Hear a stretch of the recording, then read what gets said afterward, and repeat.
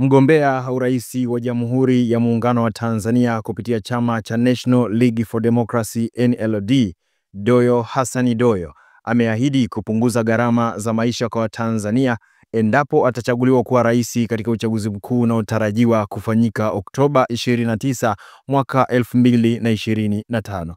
Akizungumza leo Jumatano Oktoba 15 mwaka 2025 katika mkutano wa kampeni uliofanyika soko la Manyema katika manispaa ya Moshi mkoani Kilimanjaro, Doyo amesema serikali yake itawekeza kwenye nishati mbadala ili wananchi wapate gesi bure na kuachana na matumizi ya mkaa kwa lengo la kulinda mazingira. Mimi nikiwa rais, naomba niwaahidi tutaweka ruzuku kwa wawekezaji ambao wanasambaza gesi ili mpate gesi za bure, ili muweze kutunza mazingira ya nchi, ili muachane na mikaa.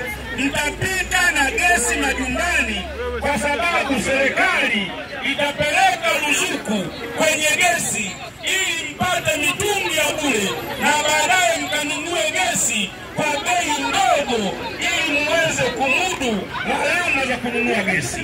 Maana yake ndani ya majumba tunaenda kutoa mikaa, miti haikatwi, mtakwenda kutunza mazingira. Aidha, mgombea huyo ameahidi kushusha bei ya umeme nchini, akidai Tanzania ni miongoni mwa nchi zenye gharama kubwa za umeme barani Afrika. Lakini pia tunakwenda kushusha bei ya umeme ili muweze kutumia majiko ya umeme majumbani.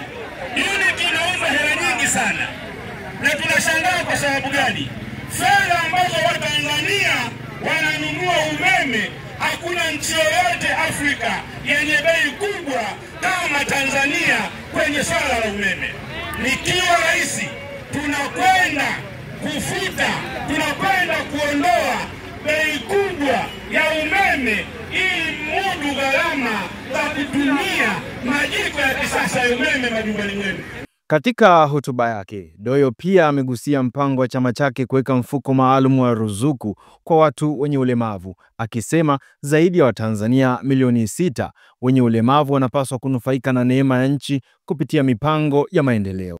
Kama nikiwa rais, tunakwenda kuweka mfuko maalum kwa ajili ya watu wenye uhitaji na walemavu, ili na wenyewe waweze kupata maisha, ili waweze kunufaika na neema ya Tanzania. Vilevile ameahidi kuongeza mgao wa fedha za mikopo kwa wanawake na vijana kutoka 10% hadi 40% katika halmashauri, akisema hatua hiyo itawezesha kufanya biashara kwa utulivu bila kudhalilishwa na masharti magumu ya mikopo.